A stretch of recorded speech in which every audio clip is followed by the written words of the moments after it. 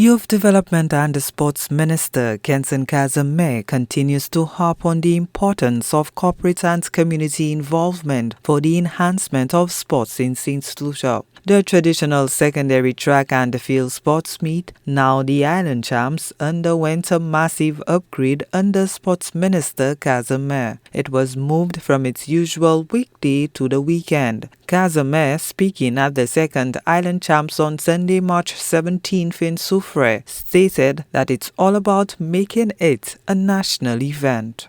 Before you had it only for the athletes, but now we have it for the athletes, for the schools, and for all of St. Lucia to consume, and indeed the rest of the world. And I mean, it's only going to grow. I mean, it was important for us to have started it last year in terms of the rebranding, the name, instead of just Intersect Island Champs, and then the next step, moving it to the weekend. And as you saw, not one athlete for the entire night, for the entire day, perhaps for the entire event, without shoes. There are little things that we had to change, you know. Before, people were running barefooted. You'd see 6 events barefooted, and I think it was only once I saw somebody and he was told to put on his track shoes. So we've made all the investment from the ministry in terms of ordering track shoes for those who do not have to participate, and you could see the level. What we are investing in sports, we are seeing the difference. Kazame also said that support is crucial to help grow the sports sector. Look at the amount of parents who came out in support of the young people. Look at the corporate support, over $100,000 from the First National Bank to sponsor this event. And I think they definitely got return on the investment. And I think they're definitely happy with what we saw today. We saw talent on display.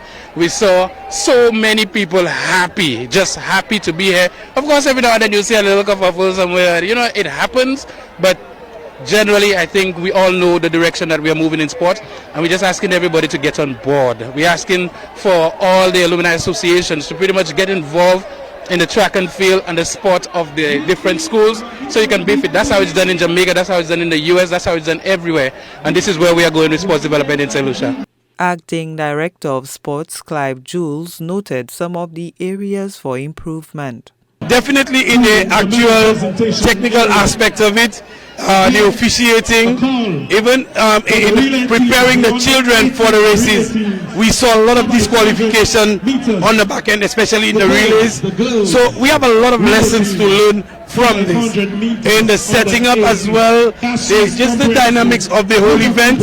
It came out really well in the end. Vieux-Fort Comprehensive Secondary School maintained its Island Champs title while also dominating the male division with 166 points. Second place went to Vieux-Fort Secondary with 144 points, and Miko Secondary captured the third spot with 135 points.